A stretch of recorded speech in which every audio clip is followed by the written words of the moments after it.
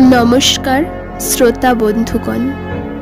आजकेर आमार निवेदन कविगुरु रवीन्द्रनाथ ठाकुरेर अन्यतम श्रेष्ठ एक छोट गल्प पुत्रयज्ञ।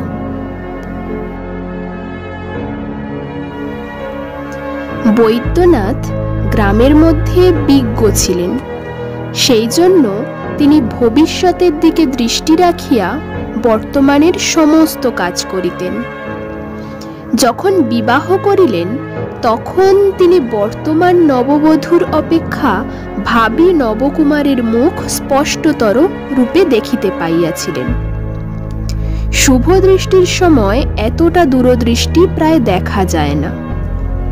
তিনি পাকা লোক ছিলেন, সেই জন্য প্রেমের চেয়ে পিণ্ডটাকেই অধিক বুঝিতেন এবং পুত্রার্থে ক্রিয়তে ভার্যা এই মর্মেই তিনি বিনোদিনীকে বিবাহ করিয়াছিলেন। কিন্তু এ সংসারে বিজ্ঞ লোকও ঠকে। যৌবন প্রাপ্ত হওয়ার পরও যখন বিনোদিনী তাহার সর্বপ্রধান কর্তব্যটি পালন করিল না, তখন পুণ্যাম নরকের দ্বার খোলা দেখিয়া বৈদ্যনাথ বড় চিন্তিত হইলেন। মৃত্যুর পর তাহার বিপুল ঐশ্বর্যই বা কে ভোগ করিবে, এই ভাবনায় মৃত্যুর পূর্বে তিনি সেই ঐশ্বর্য ভোগ করিতে এক প্রকার বিমুখ হইলেন। পূর্বেই বলিয়াছি, বর্তমানের অপেক্ষা ভবিষ্যৎটাকেই তিনি সত্য বলিয়াই জানিতেন। কিন্তু যুবতী বিনোদিনীর নিকট হঠাৎ এতটা প্রাজ্ঞতা প্রত্যাশা করা যায় না।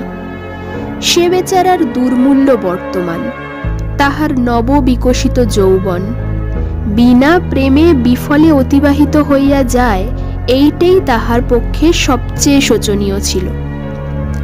পরলৌকিক পিণ্ডের ক্ষুধাটা সে ইহলৌকিক চিত্তক্ষুধা দাহে একেবারেই ভুলিয়া বসিয়াছিল।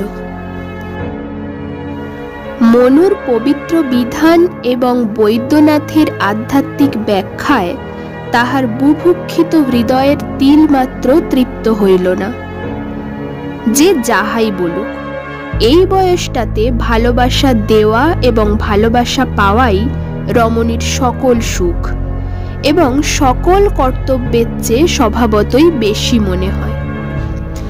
কিন্তু বিনোদার ভাগ্যে নবপ্রেমের বর্ষাবাড়ি সিঞ্চনের বদলে স্বামীর, পিসি শাশুড়ির এবং অন্যান্য গুরু ও গুরুতর লোকের সমুচ্চ আকাশ হইতে তর্জন গর্জনের শিলাবৃষ্টি ব্যবস্থা হইল। সকলেই তাহাকে বন্ধা বলিয়া অপরাধী করিত। একটা ফুলের চারাকে আলোক এবং বাতাস হইতে রুদ্ধ ঘরে রাখিলে তাহার যে রূপ অবস্থা হয়, বিনোদার বঞ্চিত যৌবনেরও সেই রূপ অবস্থা ঘটিয়াছিল। সদা সর্বদা এই সকল চাপা চুপি ও বকাবকির মধ্যে থাকিতে না পারিয়া যখন সে কুসুমের বাড়িতে তাস খেলিতে যাইত, সেই সময়টা তাহার বড় ভালো লাগিত। সেখানে পুত নরকের ভীষণ ছায়া সর্বদা বর্তমান না থাকাতে হাসি ঠাট্টা গল্পের কোনো বাধা ছিল না। কুসুম যেদিন তাস খেলিবার সাথী না পাইত, সেদিন তাহার তরুণ দেবর নগেন্দ্রকে ধরিয়া আনিত। নগেন্দ্র ও বিনোদার আপত্তি হাসিয়া উড়াইয়া দিত। এ সংসারে এক হইতে আরেক হয় এবং খেলা ক্রমে সংকটে পরিণত হইতে পারে, এসব গুরুতর কথা অল্প বয়সে হঠাৎ বিশ্বাস হয় না। এ সম্বন্ধে নগেন্দ্রেরও আপত্তির দৃঢ়তা কিছুমাত্র দেখা গেল না। এখন আর সে তাস খেলিবার জন্য অধিক পীড়াপিড়ির অপেক্ষা করিতে পারে না। এইরূপে বিনোদার সহিত নগেন্দ্রের প্রায়ই দেখা সাক্ষাৎ হইতে লাগিল। নগেন্দ্র যখন তাস খেলিতে বসিত, তখন তাসের অপেক্ষা সজীবতর পদার্থের প্রতি তাহার নয়ন মন পড়িয়া থাকাতে খেলায় প্রায়ই হারিতে লাগিল। পরাজয়ের প্রকৃত কারণ বুঝিতে কুসুম এবং বিনোদার কাহারও বাকি রহিল না। পূর্বেই বলিয়াছি, কর্মফলের গুরুত্ব বোঝা অল্প বয়সের কর্ম নহে। কুসুম মনে করিত এ একটা মজা হইতেছে, এবং মজাটা ক্রমে 16 আনায় সম্পূর্ণ হইয়া ওঠে, ইহাতে তাহার একটা আগ্রহ ছিল। ভালোবাসার নবাঙ্কুরে গোপনে জলসিঞ্চন তরুণীদের পক্ষে বড় কৌতুকের। বিনোদারও মন্দ লাগিল না। হৃদয় জয়ের সুতীক্ষ্ণ ক্ষমতাটা একজন পুরুষ মানুষের ওপর শানিত করিবার ইচ্ছা হওয়া অন্যায় হইতে পারে, কিন্তু নিতান্ত অস্বাভাবিক নহে। এইরূপে তাসের হারজিত ও ছক্কা পাঞ্জার পুনঃ পুনঃ আবর্তনের মধ্যে কোনো এক সময়ে দুইটি খেলোয়াড়ের মনে মনে মিল হইয়া গেল। অন্তর্যামী ব্যতীত আর একজন খেলোয়াড় তাহা দেখিল এবং আমোদ বোধ করিল। একদিন দুপুরবেলায় বিনোদা, কুসুম ও নগেন্দ্র তাস খেলিতেছিল। কিছুক্ষণ পরে কুসুম তাহার রুগুণ শিশুর কান্না শুনিয়া উঠিয়া গেল। নগেন্দ্র বিনোদার সহিত গল্প করিতে লাগিল, কিন্তু কি গল্প করিতেছিল তাহা নিজেই বুঝিতে পারিতেছিল না। রক্তস্রোত তাহার হৃৎপিণ্ড উদ্বেলিত করিয়া তাহার সর্বশরীরের শিরার মধ্যে তরঙ্গিত হইতেছিল। হঠাৎ এক সময় তাহার উদ্দাম যৌবন বিনয়ের সমস্ত বাঁধ ভাঙিয়া ফেলিয়া হঠাৎ বিনোদার হাত দুটে চাপিয়া ধরিয়া সবলে তাহাকে লইয়া চুম্বন করিল। বিনোদা নগেন্দ্র কর্তৃক এই অবমাননায় ক্রোধে, ক্ষোভে, লজ্জায় অধীর হইয়া নিজের হাত ছাড়াইবার জন্য টানাটানি করিতেছে। এমন সময় তাহাদের দৃষ্টিগোচর হইল, ঘরে তৃতীয় ব্যক্তির আগমন হইয়াছে। নগেন্দ্র নত মুখে ঘর হইতে বাহির হইবার পথ অন্বেষণ করিতে লাগিল। পরিচারিকা গম্ভীর স্বরে কহিল, বউ ঠাকুরন, তোমাকে পিসিমা ডাকছেন।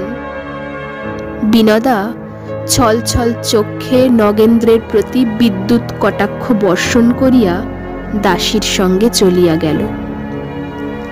পরিচারিকা যেটুকু দেখিয়াছিল তাহাকে হ্রস্ব এবং যাহা না দেখিয়াছিল তাহাকেই সুদীর্ঘতর করিয়া বৈদ্যনাথের অন্তঃপুরে একটা ঝড় তুলিয়া দিল। বিনোদার কি দশা হইল সে কথা বর্ণনার অপেক্ষা কল্পনা সহজ। সে যে কত দূর নিরপরাধ কাহাকেও বুঝাইতে চেষ্টা করিল না, নত মুখে সমস্ত সহিয়া গেল। বৈদ্যনাথ আপন ভাবী পিণ্ডদাতার আবির্ভাব সম্ভাবনা অত্যন্ত সংশয়াচ্ছন্ন জ্ঞান করিয়া বিনোদাকে কহিল, কলঙ্কিনী, তুই আমার ঘর হইতে দূর হইয়া যা। বিনোদা শয়নকক্ষের দ্বার রোধ করিয়া বিছানায় শুইয়া পড়িল। তাহার অশ্রুহীন চক্ষু মধ্যাহ্নের মরুভূমির মতো জ্বলিতেছিল। যখন সন্ধ্যার অন্ধকার ঘনীভূত হইয়া বাহিরের বাগানে কাকের ডাক থামিয়া গেল, তখন নক্ষত্র খচিত শান্ত আকাশের দিকে চাহিয়া তাহার বাপ মায়ের কথা মনে পড়িল, এবং তখন দুই গণ্ড দিয়া অশ্রু বিগলিত হইয়া পড়িতে লাগিল। সেই রাত্রে বিনোদা স্বামী গৃহ ত্যাগ করিয়া গেল। কেহ তাহার খোঁজও করিল না। তখন বিনোদা জানিত না যে প্রজনার্থং মহাভাগা, স্ত্রী জন্মের মহাভাগ্য সে লাভ করিয়াছে। তাহার স্বামীর পারলৌকিক সদ্গতি তাহার গর্ভে আশ্রয় গ্রহণ করিয়াছে। এই ঘটনার পর 10 বৎসর অতীত হইয়া গেল। ইতিমধ্যে বৈদ্যনাথের বৈষয়িক অবস্থার প্রচুর উন্নতি হয়েছে।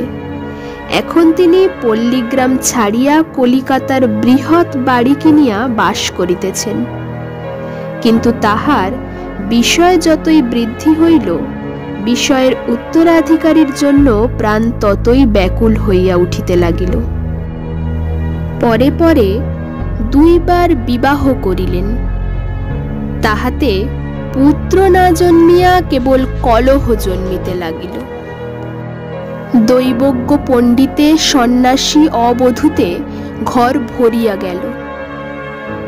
শিকড় মাদুলি জলপোড়া এবং পেটেন্ট ঔষধের বর্ষণ হইতে লাগিল।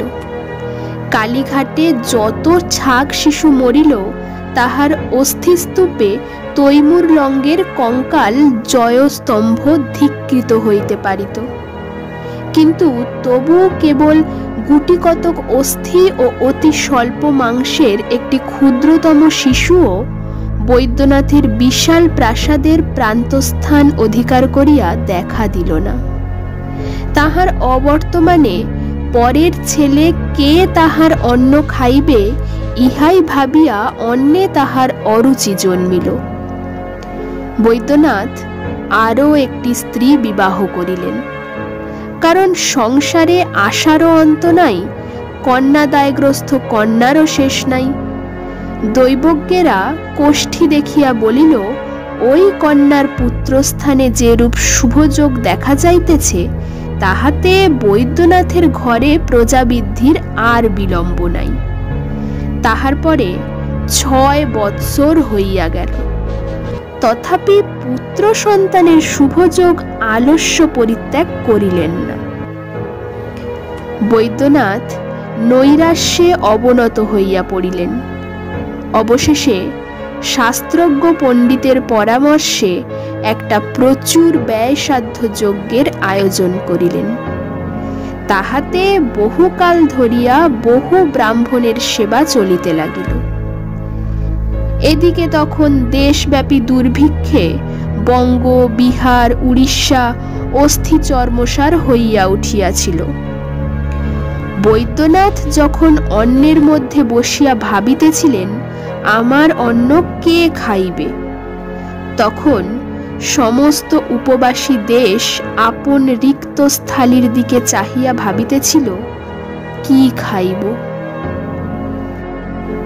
ঠিক সেই সময়ে 4 মাস কাল ধরিয়া বৈদ্যনাথের চতুর্থ সহধর্মিণী 100 ব্রাহ্মণের পাদদক পান করিতেছিল, এবং 100 ব্রাহ্মণ প্রাতে প্রচুর অন্ন এবং সায়ান্নে অপর্যাপ্ত পরিমাণে জল পান করিয়া খুরি, সরা, ভাঁড় এবং দধিঘৃত লিপ্ত কলার পাতে মিউনিসিপালিটিত আবর্জনা শকট পরিপূর্ণ করিয়া তুলিতেছিল। অন্নের গন্ধে দুর্ভিক্ষ কাতর বুভুক্ষুগণ দলে দলে দ্বারে সমাগত হইতে লাগিল। তাহাদিগকে সর্বদা খেদাইয়া রাখিবার জন্য অতিরিক্ত দ্বারী নিযুক্ত হইল। একদিন প্রাতে বৈদ্যনাথের মার্বেল মণ্ডিত দালানে একটি স্থূলদর সন্ন্যাসী 200 মোহনভোগ এবং 150 দুগ্ধ সেবায় নিযুক্ত আছে।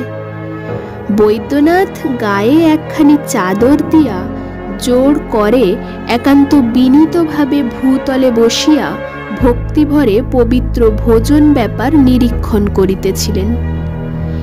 এমন সময় কোনো মতে দারীদের দৃষ্টি এড়াইয়া জীর্ণদেহ বালক সহিত একটি অতি শীর্ণকায়া রমণী গৃহে প্রবেশ করিয়া ক্ষীণ স্বরে কহিল, বাবু, দুটো খেতে দাও।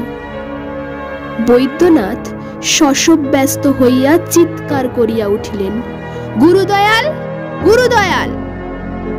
গতিক মন্দ বুঝিয়া স্ত্রীলোকটি অতি করুণ স্বরে কহিল, ওগো, এই ছেলেটিকে দুটি খেতে দাও, আমি কিছু চাই নে। গুরুদয়াল আসিয়া বালক ও তাহার মাতাকে তাড়াইয়া দিল। সেই ক্ষুধাতুর নিরন্ন বালকটি বৈদ্যনাথের একমাত্র পুত্র। 100 পরিপুষ্ট ব্রাহ্মণ এবং 3 জন বলিষ্ঠ সন্ন্যাসী বৈদ্যনাথকে পুত্র প্রাপ্তির দুরাশায় প্রলুব্ধ করিয়া তাহার অন্ন খাইতে লাগিল। গল্পটি কেমন লাগলো অবশ্যই কমেন্ট করে জানাবেন।